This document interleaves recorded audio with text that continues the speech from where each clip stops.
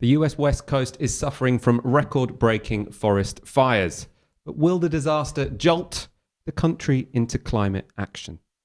It's quite a short introduction today because we've got so many stories packed into 1 hour that I had to be preparing quite close to 7 p.m. I'm going to be joined by Aaron Bastani for the evening. How are you doing, Aaron? I'm very well, Michael. As I said, loads of great stories. Loads of great clips for you, actually. Too many stories. We are going to talk about Alan Sugar wanting you back in the office for obvious reasons. A bit of a blooper from Dan Wootton and Toby Young. Labour Friends of Israel celebrating a huge influx of Labour MPs, many of them on Labour's front bench. And thousands complaining after ITV airs a homage to Black Lives Matter. As ever, make sure you tweet on the hashtag Tysky Sour and share the show link. The west coast of the United States is experiencing its worst wildlife season on record. In California, already 3 million acres have burned, exceeding the area damaged in 2018, which was the previous worst year on record for forest fires. We can get up a graphic here from the California Fire Department, which shows just how extreme what's going on this summer actually is. So we can get that up. So there you can see the top 20 largest California wildfires of all time. And 6 of them, the ones in red, happened this year. So 6 of the biggest fires of all time, or 6 of the top 20 of the biggest fires of all time happened this year. So you can see this is not an ordinary occurrence. And it's not just California. Record-breaking fires have hit the whole of the west coast of the United States. I want to start by looking at a report from Oregon about the fires that have hit that state. Tonight, survivors of that explosion of wildfires in the West offering a glimpse inside. Half a talent is going to be gone. At least half the city. Just 24 hours after the governor warned of the state's greatest loss of life, the death toll is growing tonight. Southeast Salem, Oregon, Chris Tofty frantically trying to reach his family during the evacuation. I drove through some pretty big flames, I was in the flames, engulfed in my car. I can't believe the tires didn't pop or something, you know? After that interview, the family says searchers found the bodies of his 12-year-old son, Wyatt, and Wyatt's grandmother, Peggy. The fires in the Medford area destroyed about 600 homes. This lone house, a reminder of a neighborhood obliterated. From up here, you don't only get a sense of the scale of the destruction, but also an entire landscape bleached of color. This is a sea of gray and ash and twisted metal. In another neighborhood, Tim Engelhardt took us with him to see if his home was still there. With landmarks gone, the neighborhood unrecognizable. A friend of ours had a house here, a couple friends, and it's so destroyed I can't even find where it was. So yeah, I mean, I wanted to show you that because just the footage it looks like an absolute disaster zone. You know, buildings completely destroyed, livelihoods ruined, and yeah, people passing away very sadly. And I mean, you might have seen on Twitter and on Instagram, even if you've got American friends, even when these fires haven't hit major cities, the effects have been felt. So especially in San Francisco, we've seen loads of really dramatic footage of the sky being lit up completely orange in the middle of the day because of the smoke which is wafting over the city from fires nearby. I think we can get up some B-roll of footage of someone crossing the Golden Gate Bridge, where you can sort of see the visual effect going on here, which clearly, obviously, you're not just going to see, you're also going to feel as you breathe in this smoky air. Now, Democratic governors in all 3 states have emphasized the role of climate change in the disaster. This is not surprising. California this summer recorded temperatures of 54.4 degrees Celsius. That's thought to be the highest temperature ever recorded on Earth. So after that clip, or later in that clip that I just showed you from ABC News, they showed the governor of neighboring Washington, which neighbors Oregon, saying, "We talk about wildfires. I think we have to start thinking they're climate fires." It seems like potentially the American political class, or parts of it, are waking up to this. I want to go to a clip now of the governor of California, Gavin Newsom, addressing the climate change issue at a press conference this week. As it relates to the issue of climate change, we are experiencing unprecedented confluence of issues this year that we did not experience last year. Unprecedented record temperatures, a heat dome that impacted the entire west coast of the United States, not just a few states on the west coast. We are dealing with the reality of some 14,000 lightning strikes over a 72-hour period. Trust me, that did not occur last year. That had previously occurred in the late 1980s. But when you add to the lightning strikes, the fact you have 150 plus million dead trees related to a 5+ year historic drought in the state of California, yes, I conclude climate change profoundly has impacted the reality that we're currently experiencing. So after I first watched that clip, I had to look up whether there was a relationship between lightning and climate change. It turns out there is. As the atmosphere gets hotter, we're likely to see more lightning storms. And obviously the confluence of events which has created such a catastrophic wave of fires on the west coast of the United States is heat waves, which dries out trees, dead trees from previous heat waves, set on fire when lightning strikes or because of human activity. And then obviously it spreads very quickly because it's so dry. I want to go for a question to you, Aaron, because obviously, if you're in the immediate vicinity of these fires, this is incredibly distressing, incredibly tragic if you know someone who's passed away in this disaster. But from an international perspective, many people around the world have been waiting desperately for the United States to wake up to the challenge that is climate change. Obviously, the United States, historically, the country most responsible for the catastrophic climate change we're about to witness. And in many cases, because they're a developed, advanced, rich country, they aren't going to contain the populations which are most vulnerable to starvation, to death, the kind of things you're going to see in sub-Saharan Africa or in Bangladesh. But with the frequency of events like this and with statements like that from state governors, do you think that potentially the American political class and the American public are about to wake up to the challenges ahead? There's a few points I would want to make here. The first is often people say, well, the global north is going to be the last place where people really feel what climate change means in terms of undermining, attacking the basic conditions for human life. I don't think that's necessarily true. California is one of the wealthiest states in the United States, and significant parts of California are facing desertification on 2 degrees C warming. Perfectly possible at the midpoint of this century.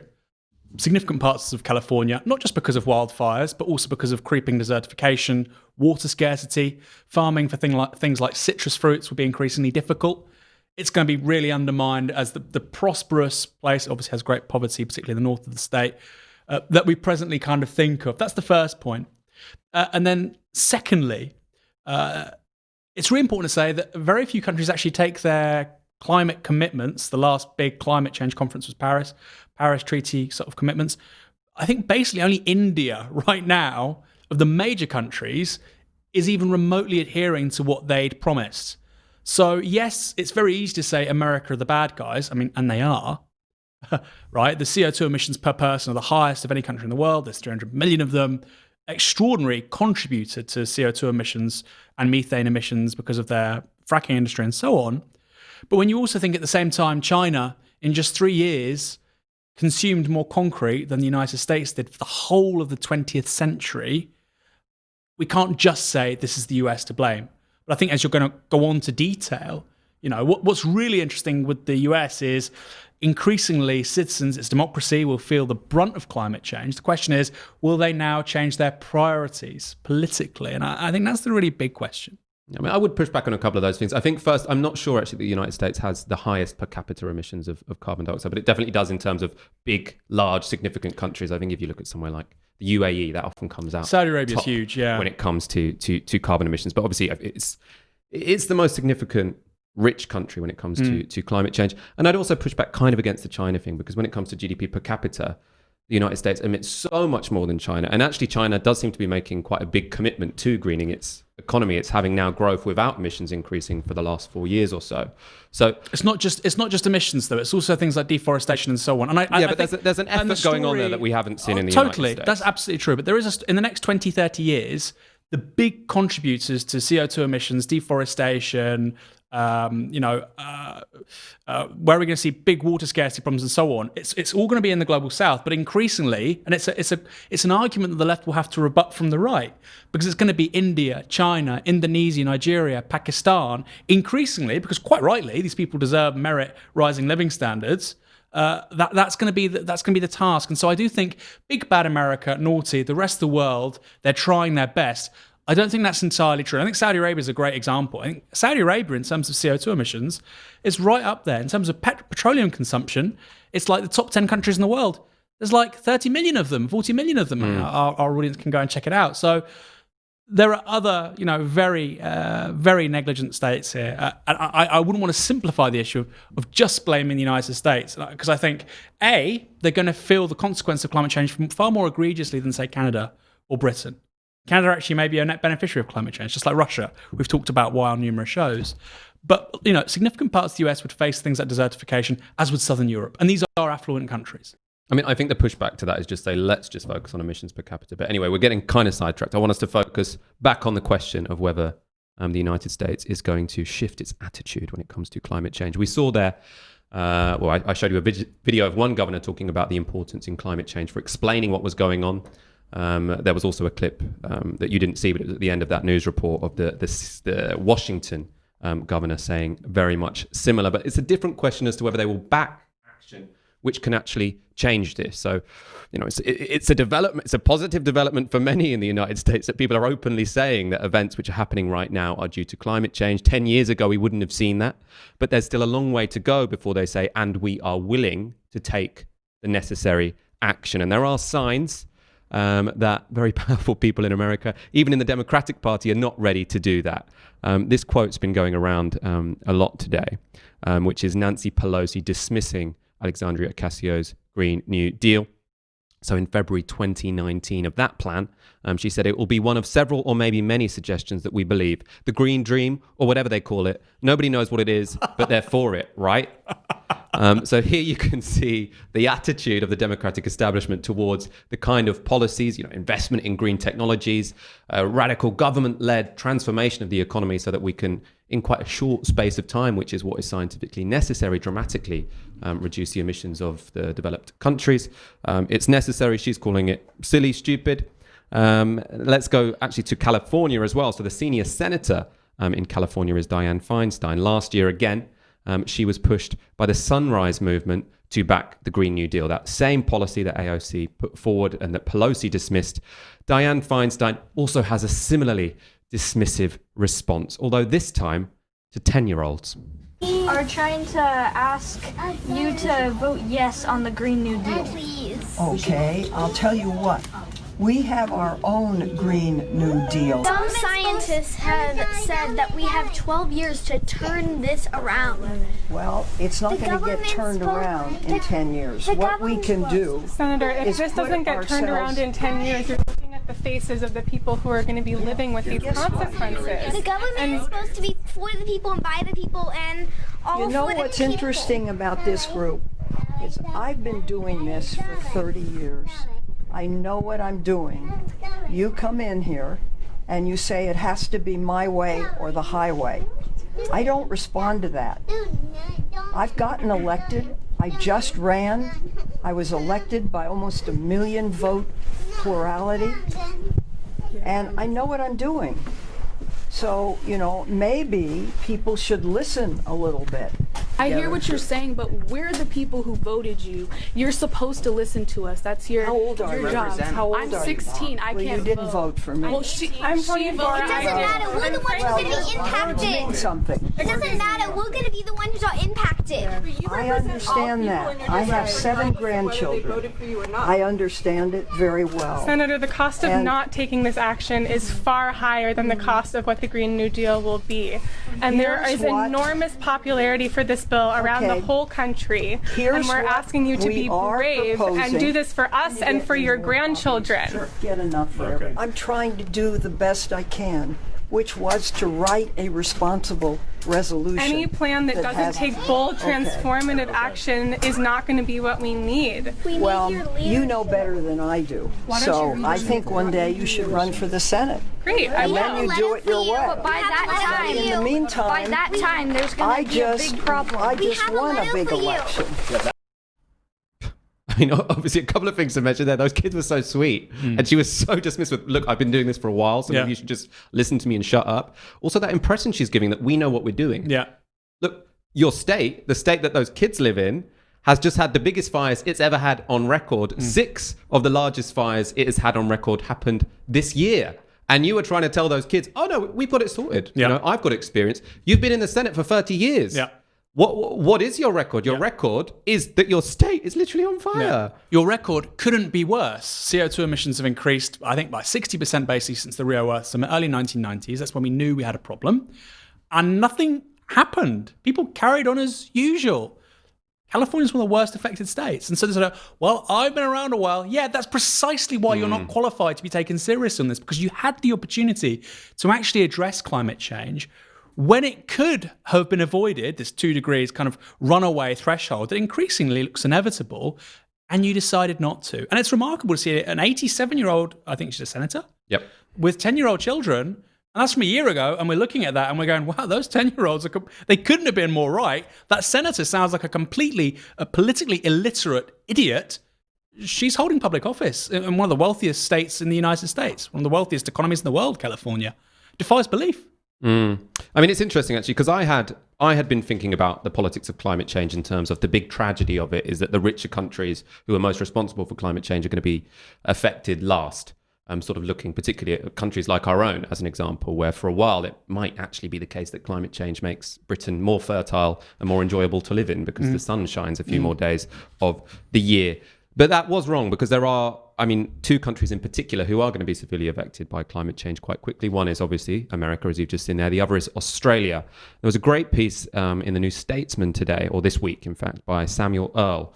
And he was talking about whether the record-breaking fires which happened in Australia this year, so that was back in January, February, March, had an impact on the politics of climate change in that country. I just want to get a couple of quotes from that because I think it's quite instructive. So he writes, after the fires, support for climate action reached a record high among Australians. It received more coverage than ever in Australia's media, which is dominated by Rupert Murdoch-owned outlets, and support for building new coal mines fell among young voters on both the left and right. But then so far so good. But then the article goes on to say, any hope of a climate transformation were over by the end of March 2020 when Morrison appointed his National COVID-19 Coordination Commission to spearhead Australia's economic recovery. Almost half of the Commission's members have ties to the fossil fuel industry, and its executive chairman, Neville Power, is a titan of Australia's mining sector. So that's what you're seeing again. You're seeing a country where climate change is hitting it. People can feel it. It's killing people. It's sort of destroying quality of life over there. And you have a public who are becoming increasingly aware of the need for climate action. But you have a government who is just ploughing on with exactly the same boneheaded policies. So Australia is the world's biggest exporter of coal. It plans to double its production by 2030. This is a country which is seeing, just like California, the biggest wildfires on record. It's destroying livelihoods. It's destroying lives. And still the government is pursuing a policy which is directly in contradiction to the interests of the Australian people. And I suppose what this shows is the ability of democratically elected leaders in Western countries, in these 2 cases, to pursue policies which are directly contrary to the interests of their establishment, and not their establishment, their electorate, sorry. And so you have to wonder, where is the impetus for radical climate action, the necessary climate action, going to come from? Well, you saw that Barack Obama tweet, and he said, whatever you do, vote. And you've got these wildfires in California. Californians are voting for Dianne Feinstein, right? He's saying vote. That's who they're voting for, and she's mocking them with regards to her illiteracy on climate change. It's a ridiculous issue. And the Australian wildfires last summer in Australia, obviously it's around Christmas time, it was around New Year, January, 3 billion animals died. 3 billion. So what are we looking at, by the way? How bad has climate change been this year? Is this just a one-off thing in the United States? Calm down. Well, hold on. Let's look at the year. 3 billion animals die in wildfires in Australia in January. Siberia hit 38 degrees this summer. We've seen unprecedented melting of Arctic ice in Canada. Japan had consecutive days above 40 degrees C. California had probably the world's hottest day ever, hit 54.4 degrees C. Baghdad hit 52 degrees C. People's shoes were literally melting on street pavements. Japan, Russia, Canada, Australia, United States. The planet's trying to tell us something. And on the one hand, you know, governments are being terrible. Australia, Canada, the US. On the other hand, where's the alternative? Because voters in California are actually voting for politicians, Democratic politicians, who aren't meant to be in the pockets of big business and hydrocarbons and petroleum, right? And yet, they don't really offer an alternative either. So I think it's a really important point. You can't just say, go out there and vote, because when they do, they're not being provided with political solutions either. And I think it's a really critical question. Nobody's got all the answers, by the way. And I think it's really facile and fatuous and actually insulting to people to say, just go out there and vote. If it was that simple, wowee. This is an existential challenge to our species. You really think voting for people like Dianne Feinstein is going to fix it? Such a powerful point. And I mean, the stakes are so goddamn high. And yeah, you know, the establishment that we've been bequeathed are not up to the job. We're going to go on to our next story in one moment. First of all, a couple of comments. Rich Williamson with a £5 super chat. Thank you very much. These disasters are playing into the American Christian fundamentalist idea of apocalypse and Trump's messianic status. It's mad. Wow, that's a really interesting point. I hadn't really been following that, whether sort of Trump can, I suppose, make an advantage out of the fact that it seems like climate is going to bring about the apocalypse in, well, the United States and the rest of the world. And Eric Satter with a 50 Swedish krona donation. Thank you very much. I'll have to do the translation of that figure afterwards, just out of interest. However much it amounts to, thank you very much. Keep up the good work. Eric says, thank you for that. Our next story.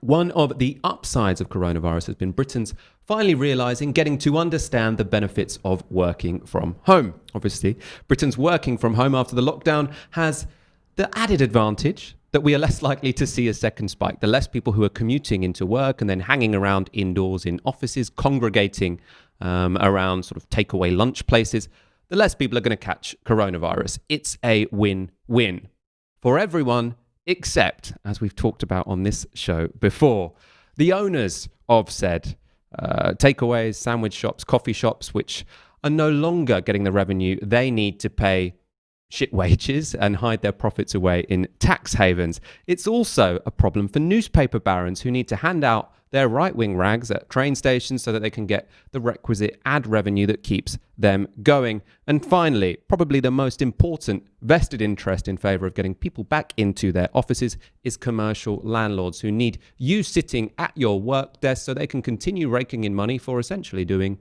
nothing. One of these commercial landlords is Alan Sugar, who explained to Nick Ferrari on LBC why he thinks we need to stop working from home.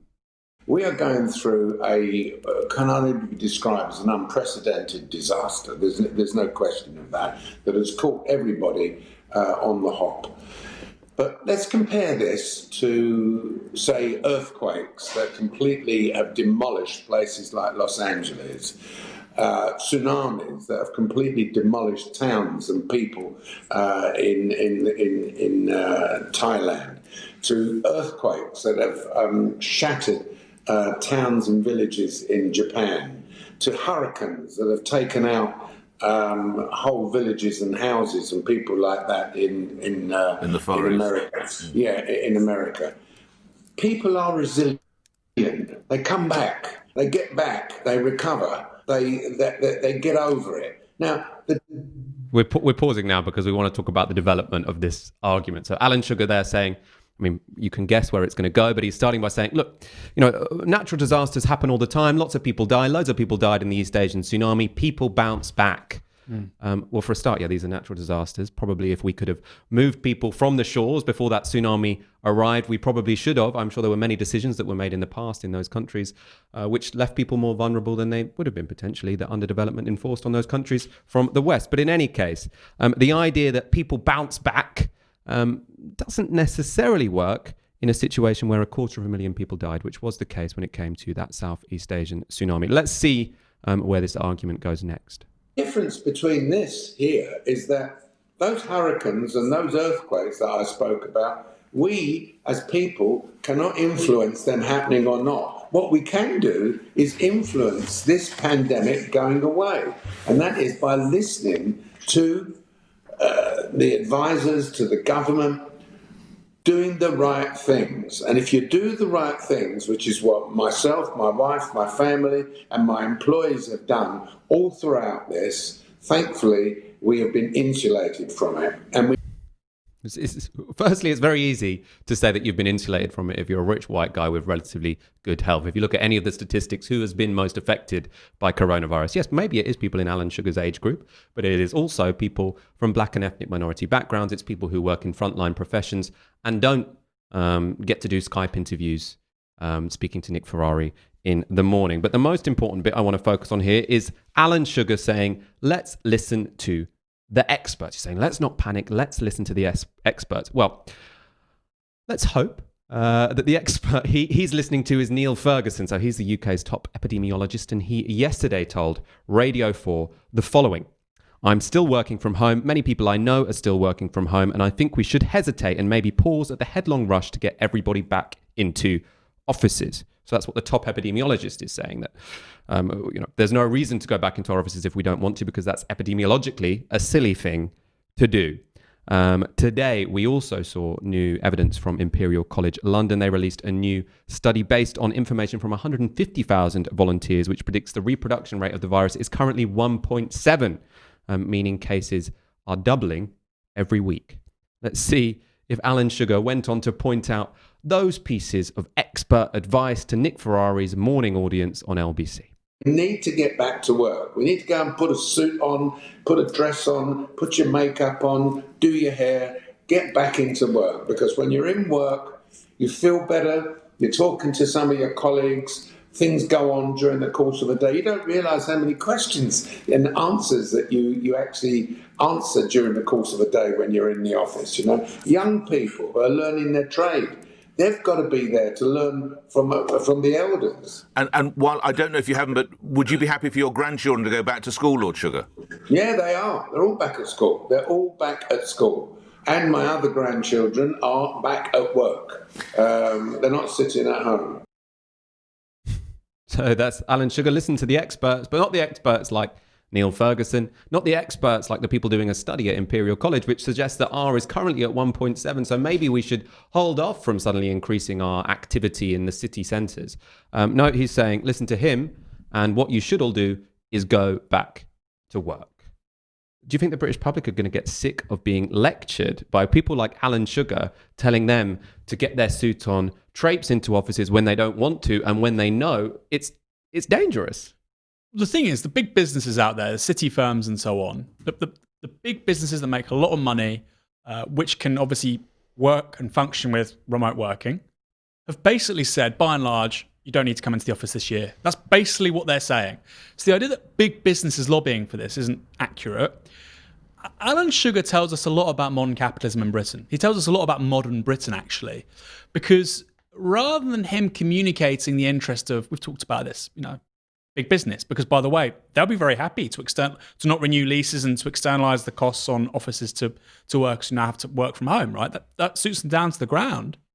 But he's this cartoonish character who represents and reflects the rentier class rather than business interests who don't make money from rents. That's the first point. Then secondly, he's saying, well, I've been insulated from this. Do you remember him talking from Florida not that long ago when he said, I don't know anybody who's got the coronavirus. Maybe it's not even a thing, right? The United States now is rapidly hitting 200,000 deaths. It's more than Vietnam, the casualties of Vietnam and the First World War suffered by that country put together. By the way, also, maybe you noticed that he's now back in the UK. Maybe because it's a little bit more safe. Who knows?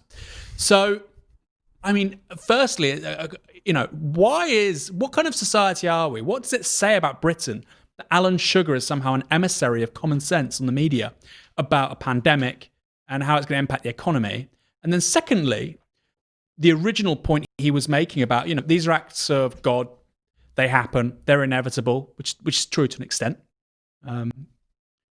We just have to pick ourselves up and get on with it.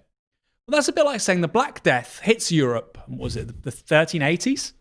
It comes across the Black Sea by Genoese merchants. And let's say the first place it hits, 30,000 people die. And then rather than, maybe try and do something, have some proactive measures, we go, well, that's life. It happens. Before you know, tens of millions of people are dead. It's like building cities on the sides of volcanoes and go, it's going to blow up once in a while, or not building earthquake-proof like homes and and multiple-story buildings in San Francisco or Japan, which they've not done for a very long time. They've not done for 100 years.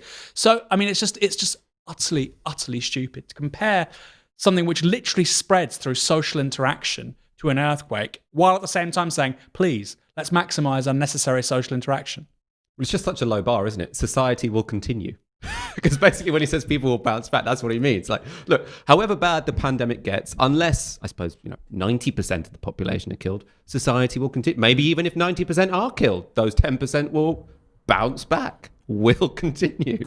But yes, but lots of people will die, which is precisely why we have to take action to avoid that outcome. Can you imagine if he had a slightly more sort of intellectually upgraded argument? He'd be like, look, we survived the last ice age approximately 15,000 years ago. Yeah. Okay, we believe that actually we've become so close to extinction that all humans on the face of the planet today, which is true by the way, 7.5 billion of us, we all basically stem back from tens of thousands of humans which survived an extinction level event. We survived that. We can survive this. Like you say, I mean, okay, really? I mean, like you say, I mean, wow. How are these the parameters of reputable debate? Let's go into some details about Alan Sugar's commercial interest, because as you mentioned, he is now sort of the voice of British capital, the unproductive face of British capital, because he's famous as an entrepreneur. He did start a computer company. He's also famous as the host of The Apprentice, which is our national celebration of entrepreneurship. But he now has nearly all of his wealth, the majority of his £1.2 billion wealth, in property. So a completely unproductive sector, and especially in commercial property. So his company, Amprop, owns several office buildings in Mayfair, and this massive Sampson House, that's what it's called, on London's South Bank. So this is the office. You can see some of them are to let there. Alan Sugar probably worried that because not enough people are going back into work, he is having to cut prices for floor space in this gigantic building. He's obviously claiming rent for that without really doing anything. We know that wealth begets wealth. You don't have to work if you're a landlord. We can also bring up this Evening Standard headline because Lord Sugar, for all you can say about him, he is quite explicit. He doesn't seem to hide his interests, actually. So you can see here the headline. Lord Sugar sees his office portfolio suffering as staff stay at home. To which we can only say, poor guy, poor Alan Sugar. 60,000 people have died, but Alan Sugar's losing out on ground rent because some people are staying at home. He has a TV franchise. I mean, just retire, sell it. Sell it at half its value. You still have hundreds of millions of pounds. Also, I think one more thing we didn't say, and I'll be really quick, because we've got so much to talk about, is that when he's saying, it's great. I believe him when he says, by the way, it's great to go into work, talk to people and so on, because he personifies like Homo economicus. The idea that you don't really have any personality beyond your job. You don't really have any interest beyond making money.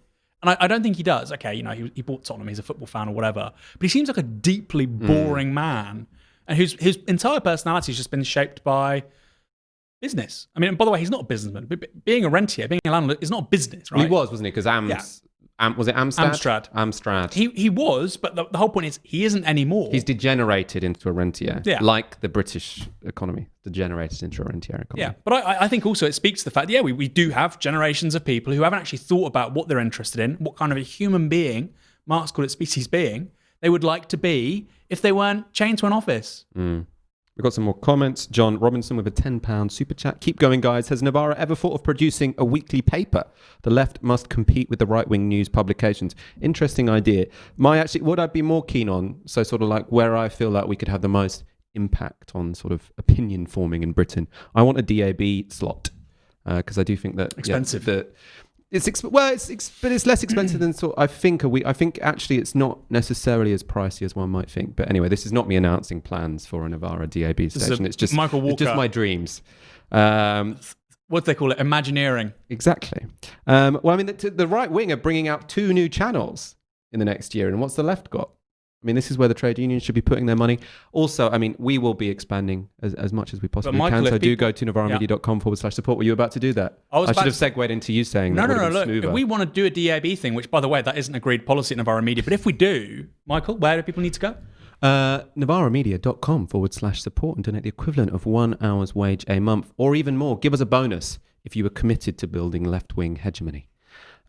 We have one more comment. This is from Pierre Pascal Barrier with a €10 super chat, or a €10 super chat. I felt lost when you took a week off. Please set up a host rotation next time. Okay. Yeah, we'll do that. Sorry about that. That was harsh of us to leave you for that 2 weeks. We probably will not have someone filling in on Christmas, for example, but I think next time I need to take a break. We can get someone in the hot seat. And Susie Reese with a $4.99 super chat says, Señor Sacarin, which means sugar in Spanish, I think. Isabelland. Okay. I should have read that before. It's not my words, Alan. Solidarity and thank you for your service to the truth. Thank you, Susie Reese, for your fiver and for all of your support.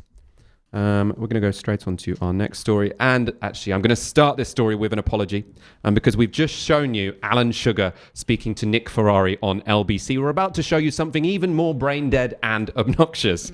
It's Toby Young speaking to The Sun's Dan Wootton about the science of lockdown. Yes, it is as bad as you imagine. Now, the video isn't that visually stimulating because it's just Dan Wootton nodding vacantly while Toby Young has 3 minutes to spout nonsense, lies, in fact, about coronavirus.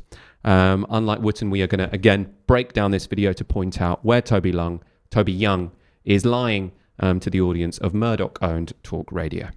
I think the reason must be, in part, that Project Fear on steroids, whereby the government and various public health agencies have been pumping out this daily COVID death porn, has had an impact. I mean, if you look at some of the opinion polls asking people how many people they think, what percentage of the population they think has actually died from COVID-19 so far during the epidemic just in the UK, I think people estimate about 7% of the population has died. That guy has paid loads of money to just listen to people spout nonsense over the phone as he nods like that Churchill dog that you see sort of like in the back of cabs. Anyway, it was complete nonsense. And we're going to show you more of that. But it was complete nonsense what Toby Young has said up to this point in time. By the way, I got blocked by Dan Wootton for pointing this out on Twitter in a very polite way. So this guy does not like scrutiny. You used to be really close. I used to go on the show once a week. But I shouted a bit too much about Murdoch, I think. Didn't get invited anymore. Now I'm blocked. What can you say? These people do not like... free speech. Do not like free speech, precisely. I want to bring up the fact check of Toby Young there, who said that British people believe that 7% of the population have died from coronavirus. Now, this is not the first time Toby Young has brought up this stat. He brought it up at the start of August, and back then, the site Full Fact checked him. So we can get this up. So the claim is the British public believe that 7% of the UK population has died from coronavirus, a number 100 times higher than the recorded death. And their conclusion after doing their study, you can look it up on their website, is that this uses a mean average, which isn't appropriate in this context. Using the median, the average Brit thought that 1% of the British population had died of COVID-19. So what Toby Young is using there is the mean, which is basically skewed by all of the people. There's a few people who think ultimately that 10% of the population died or 25% of the population, and that massively skews the average when the vast majority of the population believe about 1% died. Now that is, above reality because 0.1% of people died, but it's not as outrageously off as 7%. It's also potentially why some people believe this, although the British public are notoriously quite bad at statistics, especially when it comes to things like benefit claimants, immigration. But that 1% is quite similar to if you mathematically worked out when Vallance said that 80% of the population would have to get coronavirus to achieve herd immunity and 1% are going to die from it. Maybe that's where they got it from. But anyway, let's look at the next part of the interview. Some more Dan Wootton nodding while Toby Young chats shit over his mobile phone. Well, there's no evidence at all, I'm afraid, to your slightly feverish speaker there from Lincoln. He seems to have his brain seems to have been fried by government propaganda. That there's no evidence at all that lockdowns work. Look at Sweden.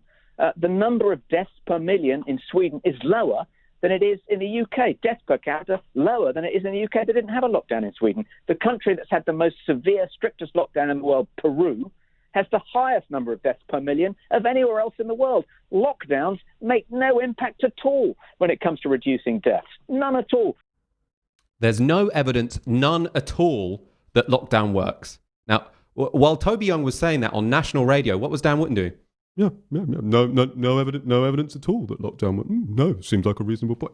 It's not a reasonable point. That's false.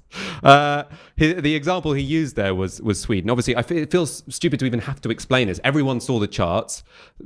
COVID was rising exponentially. Lockdown comes in and it falls.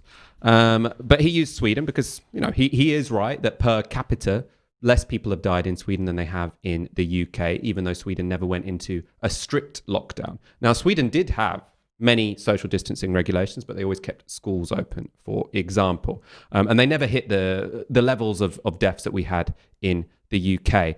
Now, if you compare it to the UK, if they're your only two variables, Sweden and the UK, yeah, you might think that. But actually, if you compare it to countries which are more similar, because remember, Britain, our deaths were so high because we went into lockdown so late, and also it came fairly early to Britain. It came quite late to Scandinavia. Let's compare like with like and look at deaths in Sweden, which didn't have a lockdown, compared to Denmark, Finland, and Norway, which did.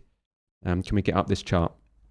So you can see we've had over 5,000 deaths in Sweden, 628 in Denmark, 336 in Finland, and 264 in Norway. That could have been a good stat for Dan Wootton to bring up if he wanted to have a show which sort of elucidated facts to his audience instead of just providing a pointless platform for Toby Young to spout shit, for sort of right-wing trolls to sort of press the like button and the comments.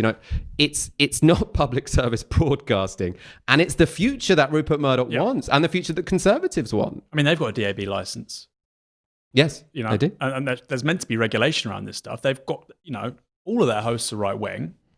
All of their talking points are crazy. And it's a perfectly plausible argument to say there's a cost benefit with lockdown. It wasn't worth it. Look at Sweden. That's a different argument. But him saying this hasn't saved any lives, lockdown across Europe saved millions of lives.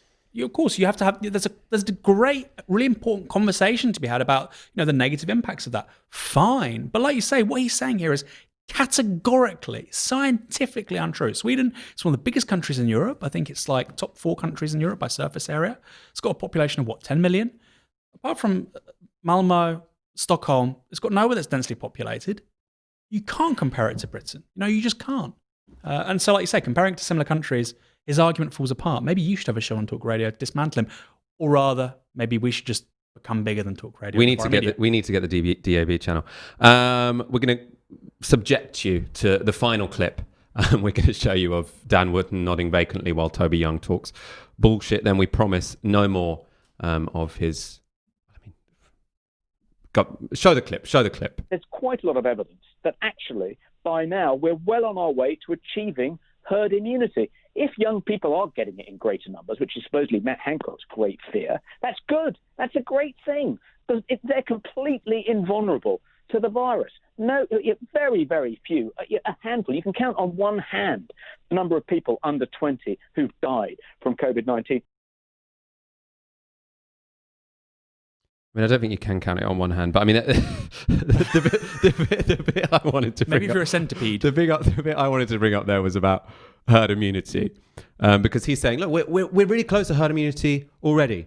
No one's saying this. I have heard, we had Bill Hanage on, who is a associate professor of epidemiology at Harvard, very clever guy. I listened to him on, I can't remember what radio station it was. I don't think it was my interview with him, where he was asked sort of a question about herd immunity. And he was saying, look, I'm willing to accept that potentially in somewhere like New York or London, there is going to be some degree of it. But in those places, you've already had tens of thousands of people dying. So what we know is at minimum, if you try and achieve herd immunity, you're going to have at least 30,000 people dying 30,000 people have died in the state of New York. Do you want to try and achieve the level of herd immunity you've got in New York in every other state of the United States? Well, then you're going to have 500,000 deaths.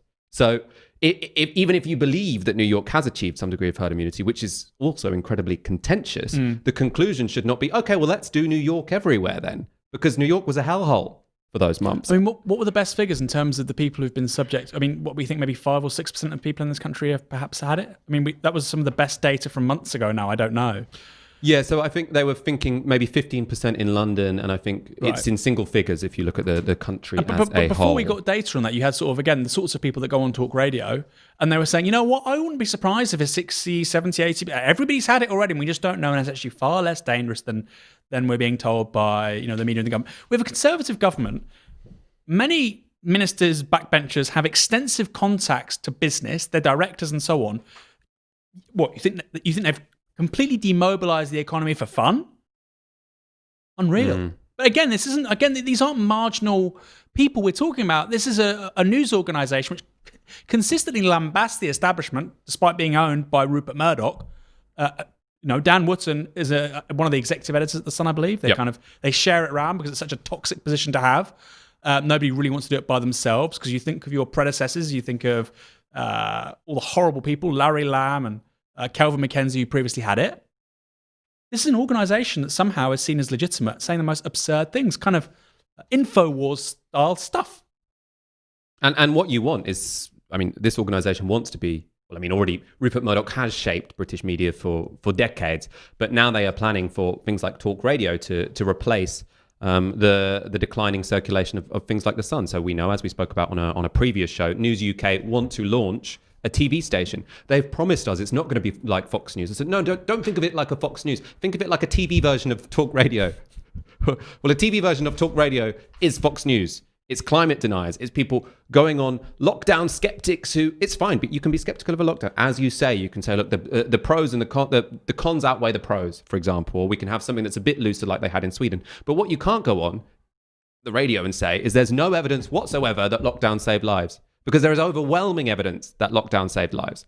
And that's not just, I don't claim that my show is unbiased. We come from a progressive angle. But if I ever give an interview where I'm just nodding like that, where someone is spouting such obvious lies, unsubscribe. If I do that, unsubscribe, because we don't deserve your 1 hour's wage a month. But also he's saying lockdowns don't work. That's the equivalent of saying quarantine doesn't work.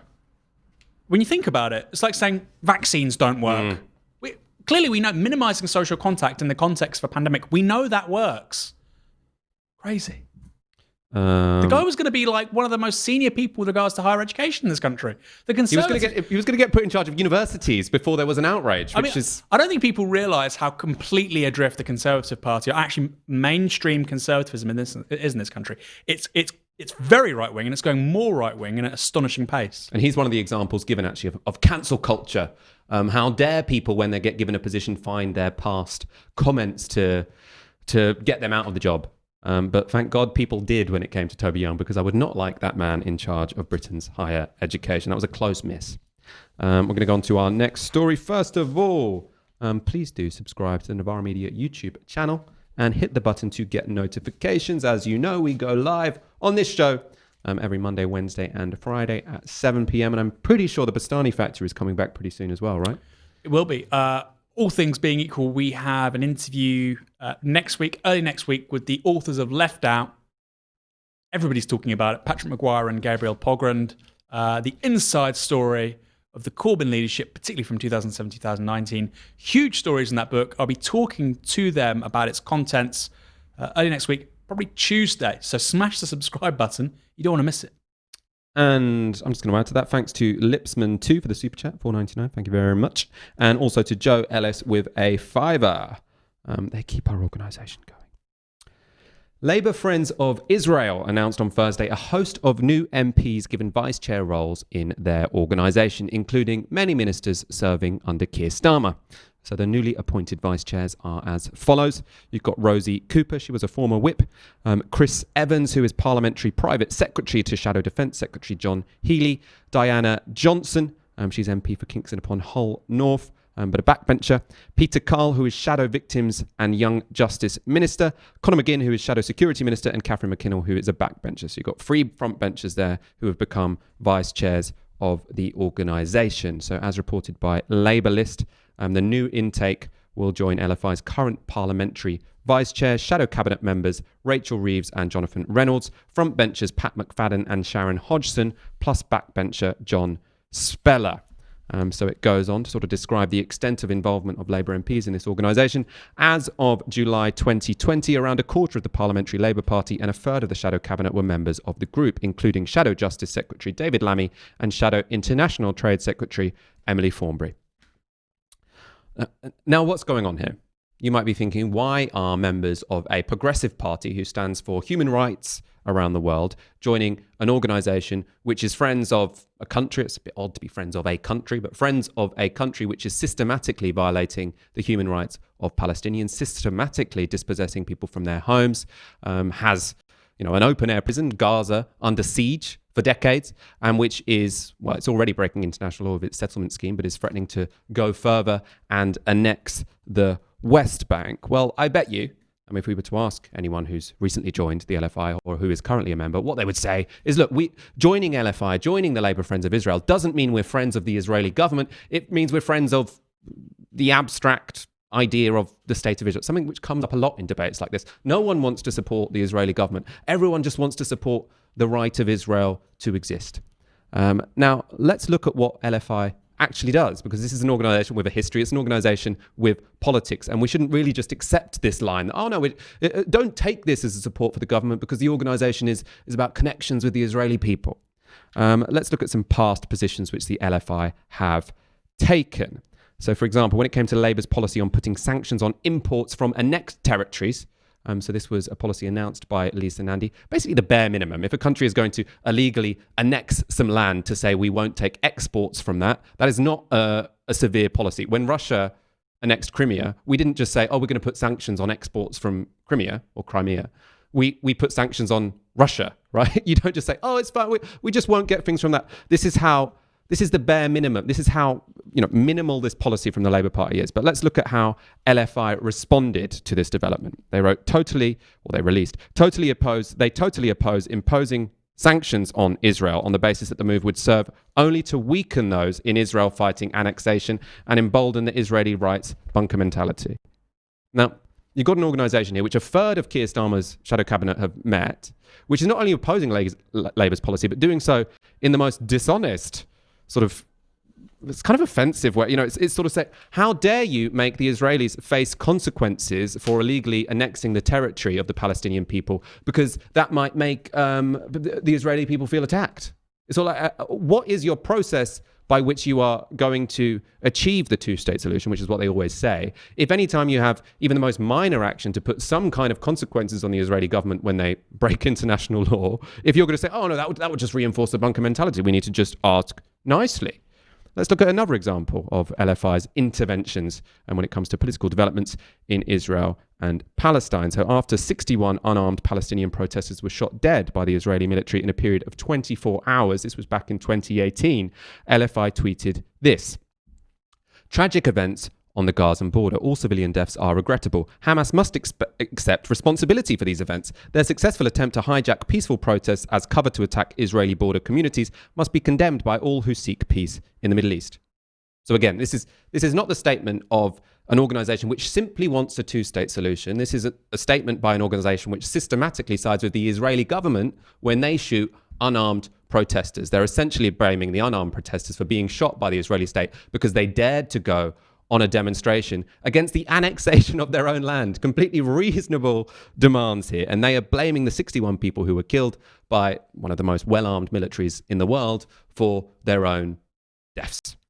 Finally, I'm going to show a clip because, again, what people will say is LFI, Labour Friends of Israel, it doesn't have much to do with the Israeli government. This is about connections to the Israeli people. It's about arguing for a two-state solution.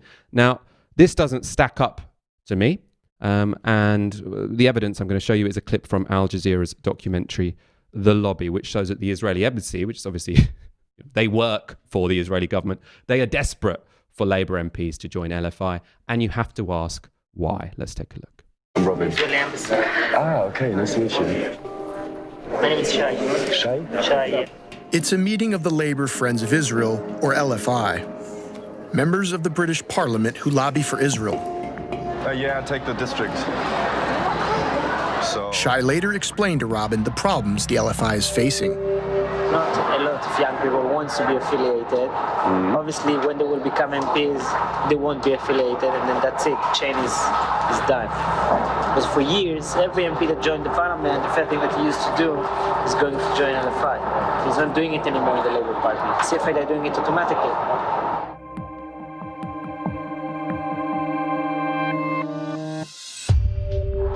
All of the 40 new MPs that just got in the last elections, all of them went to the CFI, the Total Front of Israel. Okay. Yeah, so in the LFI it didn't happen, obviously. But you need to get more people on board. It's a lot of work, actually. Now, what does that show? Let's be clear what it shows and what it doesn't. It doesn't show that anyone who joins LFI is being controlled by the Israelis or the Israeli embassy. Because whenever people talk about this, that's what they're saying. You're conspiracists. You're saying that these are all controlled by puppet. We're not saying that remotely. And also, I imagine it's not that unusual for members of embassies to have a relationship to, lobby groups for countries. I imagine that I don't know if there is a Labour Friends of Cuba, but I'm sure Cuba Solidarity Organization has some connections to the Cuban embassy. It's not nefarious. It's not unusual. That's your job. But what it is showing is that the Israeli embassy, they work for the Israeli government. They want people to join the LFI. They want all Labour MPs to join the LFI. So whilst you might hear MPs sort of say, oh, we've joined it because that's the best way to criticize the Israeli government. We've joined it because we want to have a voice inside the tent. Well, that guy, Shai Massot, who was working for the Israeli embassy, he wasn't saying, oh, I'm really worried that some people might join Labour Friends of Israel who are opposed to annexation, or I'm really worried that people might join who make us take more progressive opinions. No, he's saying, I want more people to join the Labour Friends of Israel, and we can interpret the implication there that the more people who join the Labour Friends of Israel, the better it is for the Israeli government. It's as simple as that, right? And it's surprising that in a progressive party, this is seen as so, normal. If a third of the shadow cabinet had joined Labour Friends of Saudi Arabia, we wouldn't think that was normal, would we? I'm half Iranian. If there was Labour Friends of Iran, I would find it deeply weird if lots of non-Iranians were joining Labour Friends of Iran. Now the counterpoint to that is, you show solidarity with Palestine, right? Palestinian solidarity and so on.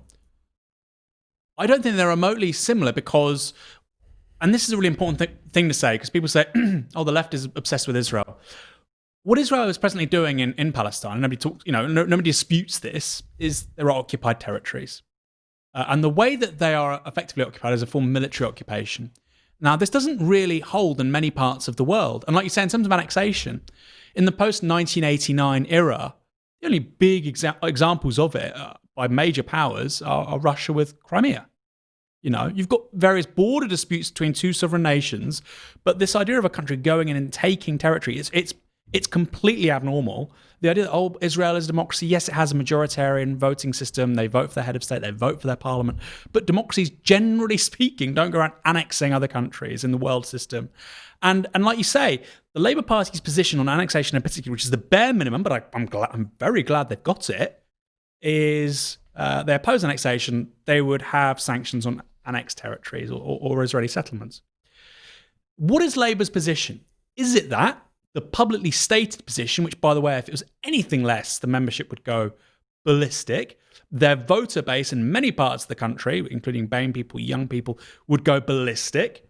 Is it that? Or is it LFI's position, which 1/3 of the shadow cabinet seems to be essentially signed up to? That's a big, big question for me. It's one of the big foreign policy issues that has been for decades. And clearly it's a matter of huge importance for the Labour Party membership. I think that question has to be asked. You have to ask Keir Starmer. 1/3 of your shadow cabinet is in an organisation which doesn't agree with the party's commitment on what should happen in the context of Israel annexing parts of Palestine. So where do you stand? And if they go against that position, what are the consequences? I mean, what this shows to me, I suppose, is the political acceptability, the social acceptability of, at worst, supporting the oppression of Palestinians, at best, tacitly tolerating it. If you're joining an organization which has made statements like this, which is to say we should basically let Israel get away with whatever they want, even though we should, use words to condemn what they're doing, but any kind of material consequences for their actions would be, that would be outrageous. If you're joining an organization who just stands for that, you are essentially really supporting the repression of the Palestinians. And there was a headline this morning on a British front paper, which I suppose reminded us all that actually anti-Palestinian bigotry is all too acceptable in this country. So this is from the front of the Jewish Telegraph this morning. Arab world is sick of the Palestinians. And there's a whole statement about Arab. You can imagine what's in it. What I thought was bizarre about this is when I saw the headline at first, I thought this was going to have been said by an Arab leader, because then it would be maybe then it would be newsworthy that an Arab leader had said something so dismissive, so that really made the Palestinians seem kind of meaningless, small, worthless. But it was said by a former Mossad chief. So it's former Mossad chief makes shock revelation. So it's former person whose job was literally to enforce the subjugation of the Palestinians says something dismissive about Palestinians. Like, how is that headline news? I don't really understand. What else is he going to say? I also wanted to get up because obviously there is some truth to this, in the extent that Palestinians are sold out by many of the Arab dictators. That's not new, by the way. Not new. I wanted to bring up one tweet. We might be able to get it up. Which is by a professor of sociology at the American University in Cairo. So under this headline, he reposted a comment which he wrote in August. Dear Palestinians, the Arab world's regimes have given up on you. Its people haven't. Loud Arab xenophobia and indifference to you is real, but that eclipses the quiet realities of love of Palestine at coffee houses in Rabat, campuses in Cairo, and mosques and churches in Baghdad. Which I thought was a great tweet to push back against this, and also to point out why it's so likely, or why it's so common for the Israelis to ally with authoritarian regimes in the Arab world, because if democracy were allowed to flourish, then potentially there would be a lot more solidarity with the Palestinians than you currently see in the global geopolitical system. Any more comments on this before we go to our last it's not story? a news story. I did an interview with a great scholar on this, 100 Years War on Palestine, and Rashid Khalidi. Really important book he's written. And there are multiple parties to blame for what's going on in Palestine. Parts of the Palestinian sort of political elite themselves, they aren't blameless. The British, particularly around the Balfour Declaration, all the way through between really the 1910s, all the way through the Mandate of Palestine to 1945-46. Later on, yes, the Americans, the Israelis, and so on. The Israelis before 1945, obviously. But the really big one, actually, the surprisingly big one for me, is also just foreign Arab powers, whether it's Jordan, whether it's Egypt later on, and so on. So, nobody comes out as blameless. There's a kernel of truth to what he's saying, but like you said, that doesn't tally with public sentiment in these countries. We've got a £10 super chat from Happy Dude Geneva. Or 10 CHF. I'm not sure what currency that is. We need more talk about the Julian Assange case, please. That's an important point. The Julian Assange case is going on right now. It's absolute outrage. The reason we haven't actually covered it this week on Tysky Sour is because the developments haven't been huge.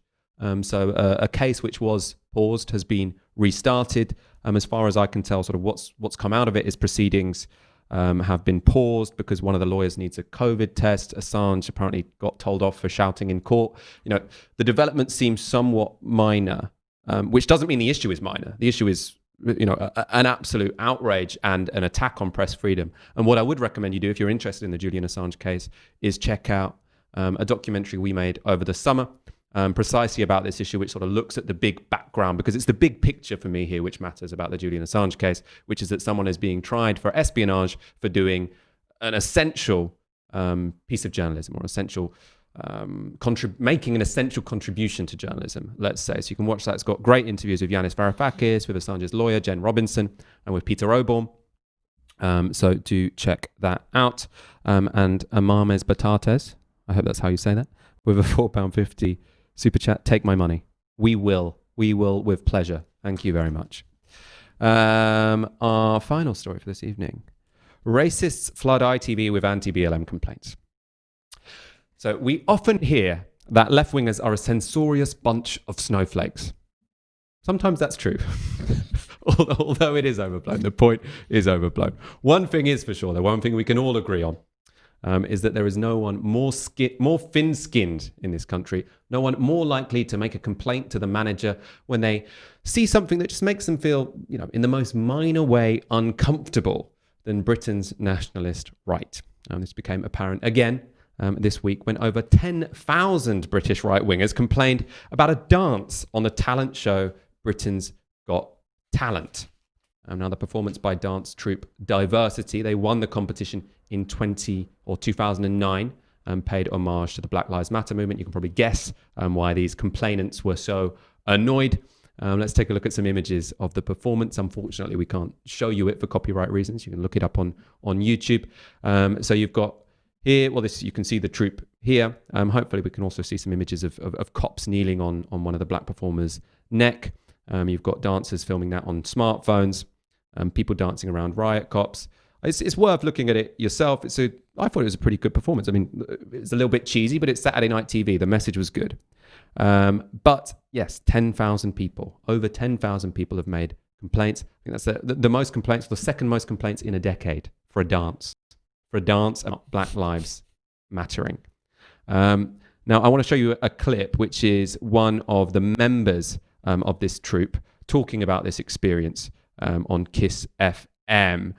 So this is Jordan Banjo. He is, one of the leaders of this group, Diversity. Because they won in 2009, they've become sort of celebrities. Now, Jordan Banjo hosts a Kiss breakfast show with another member of the troupe, Perry Keeley. So this week he spoke about the raft of complaints about their performance. Live on air, let's take a look. We won Britain's Got Talent 11 years ago, and never, ever to anything we've done have we had a response like this. Like, normally it's always love, and of course you get some critique, but normally it's focused on the dance, right? And with this one, it was different. Like Pell said, it was really important. It was special to us, and we're all about positivity and love, and we got so much positivity and love back from this one. But we also got, bombarded with messages and articles and horrible stuff about all of us, about our families, about how even now diversity isn't diverse enough because there's only 5 white people in it. It's I can't speak for anyone else, but it's sad. It's sad, genuinely. I feel anxious and worried saying something like Black Lives Matter when that's all we want, man. It's just love and positivity. No one's saying only Black Lives Matter, but I don't, as a son, as a dad, I look at Pell and I just want to, man. It's all positivity, it's all love, but let's keep it moving on Kiss. I mean, that's really horrible to watch. The guy is nearly in tears, and you can see I really do recommend you go watch the piece, because especially just to realise how little it takes to trigger Britain's right-wing nationalists. Because you might be imagining, if people were this annoyed, maybe it included them saying "fuck the police," all cops are bastards, we need to overthrow the state. They didn't say any of that. All they said was Black Lives Matter, and actually it was quite a positive message. They were basically saying that coronavirus has now sort of brought us together, people clapping NHS workers, let's build a more positive society. There were rainbows in the background. This was shown on Saturday night on ITV. This was not it was radical in a way, but it wasn't an aggressive or it didn't have anything controversial in it, other than lots of Black people, and actually it's a mixed organisation, so there's Black people, white people, people from all ethnicities in this troupe, talking about how Black Lives Matter, how we should challenge police violence, and how we should try and build a more inclusive, anti-racist society. And that is enough to get 10,000 people to complain to ITV to say, this should not be on our televisions on a Saturday evening. Now, some of the news stories about this have been a little bit coy about what precisely was in these complaints. I suppose you can kind of imagine what it's going to be, and maybe the journalist didn't want to repeat it. But we can see, I sort of looked at where has this been critiqued in the mainstream media. I wanted to find an example of who has a problem with this. And surprise, surprise, there was a complaint in the Telegraph, or the write-up in the Telegraph sort of intimated towards why people were so annoyed that people would dare go on ITV and do a performance about Black Lives Mattering.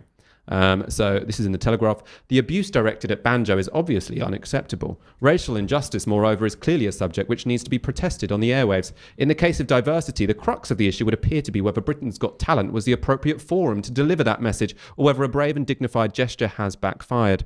While many will consider it the correct thing to have done, the thousands bombarding Ofcom clearly don't agree. They presumably believe that the ITV talent show should be a safe space for those wishing to take a breather from the turmoil sweeping the world. They may even feel that the broadcaster was in breach of its implicit promise that Britain's Got Talent is where you go when you want to forget about the strife beyond your front door. If you can't escape from it all on a Simon Cowell-produced ITV variety series, then where can you?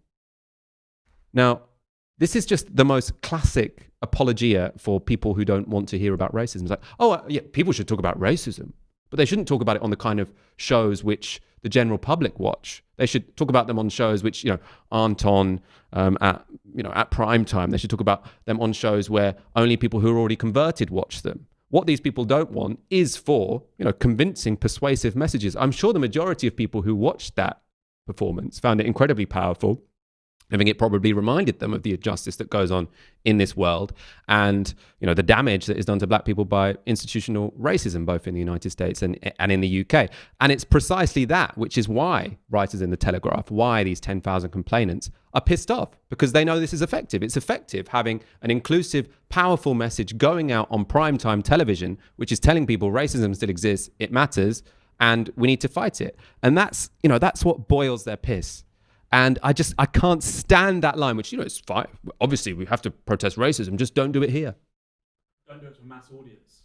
Exactly. And like you said, I think people really go and watch it for yourselves. I mean, because I was just watching it before we did the show. And I thought, okay, like you said, there might be some sort of something provocative about it. I mean, not that I would care, but, you have to think about the kind of audience member that might. It's completely inoffensive. And it makes you think, if these people heard, Sam Cooke, Chain Gang. I've been working on the chain gang. That I don't want to hear this about black oppression and black men working in the chain gangs in 1930s America. Thank you very much. Ofcom complaint. Like, this is so crazy. We have a multiracial, multicultural society. We should be able to address these things in a quite relaxed, artistic way, which is what they did. This speaks to the fact we do have a very significant and vocal minority of people in this country who just don't want to be confronted with a bunch of things they don't like. If I don't watch much television these days. If you don't like what you're watching, change the channel. It's that easy. If you liked everything that you saw on the television, you'd be watching it all the time. How hard is it? You aren't the center of the world. And it gets this thing about the right cancel culture. Right, the left is so obsessed with cancel culture. There is no bigger group of self-defined, self-reflective victims in this country than the right. We saw Lawrence Fox yesterday. I'm a victim. I've been cancelled because somebody blocked me. What the hell are you talking about? The same guy, Lawrence Fox, said several months ago, he was watching the film 1917. I haven't seen it. I want to watch it in a cinema. Movie. Yeah, I want to watch it in a cinema. 1917. And he said, oh, look, there's an Asian guy there. How ridiculous. 800, and in the First and Second World War, I think in the Second World War, 800,000 people of African origin. The biggest volunteer army in human history were people from South Asia fighting for the British Empire in the Second World War. If you're ignorant, don't make that the rest of our problem as a society. It wasn't tokenism. That was actually, it was understating the contribution of people from beyond Europe, from the global south in the First World War. Read a book. And it is precisely what they accuse the left of, because what right-wingers say is, the left, they've got coddled minds. So they don't want to know the truth if it offends them. But that's exactly what's going on here. Lawrence Fox doesn't, it might be the case that black people will fight, or they were, but I mean, we're taking his perspective. It might be the case that non-white people were fighting on the Western Front in the Second World War, the First World War. But I don't want to know. Why should I have to know that? It's the same here. It might be the case. No one's denying that white people do kill black people in the United States because of police violence, but we don't want to know. We don't want to know. Like, they want to coddle their own minds because they don't want to know about any of the injustices that are going on in the world in case it makes them feel uncomfortable. And I'll finish with one more thing, right? Very good film with Mel Gibson, Gallipoli. Now it talks about a military farce. There were two biggest military defeats of the 20th century for Britain. Winston Churchill was central for both of them. The fall of Singapore and Gallipoli. At the front line, Australian soldiers were basically dying, right? And they watch the films. Mel Gibson's the leading man. And these are non-British soldiers fighting for the crown in a major conflict. Now, people get upset about that, but they don't get upset about brown and black people dying. And there's no films out there about brown and black people dying for the British Empire, for instance, in the East during the Second World War. I wonder why. Australians aren't British. What's the thing that the two countries have in common? Such a good point. Let's go to some comments. Rachel Mandela presumably no relation, but I don't know. With a $5, right-wing cancel culture, it's a thing. Tim Allen with $4.99. Excellent coverage of Palestine tonight. Once again, you're covering the stories that MSM won't go near. Thank you for that. I suppose we should say Labour-listed report that they did mention LFI's positions on Palestine, so credit to them in those circumstances. They do put out some good stuff, actually. Phil McDonald with 30 quid, thank you very much. Thanks for your essential dissection of the news we watch every week. Can you wish my partner Fee happy birthday today? Happy birthday, Fee. I love happy birthday shout-outs. I hope you have a great day. Will Crosby with a $5 wore my NM Marks tee to union meetings this week with senior management. I'm a precariously employed uni lecturer. Very brave of you to do that then. Cheers for your brilliant work. Solidarity straight back at you, Will Crosby. And lastly, thank you to Lou Radford with a £3 super chat. We do appreciate it. You've been watching Tysky Sour on Novara Media. I'm Michael Walker. I've been joined this evening by Aaron Bastani. We will be back on Monday at 7 p.m. Before we go, if you are a subscriber to Novara Media financially, thank you so much. You are what makes this organization possible. You allow us to grow. If you are not already, please do go to novaramedia.com/support and donate the equivalent of 1 hour's wage a month. Or if you already do, give us a bonus so we can get massive. Have a brilliant weekend. We'll be back on Monday at 7 p.m. Good night.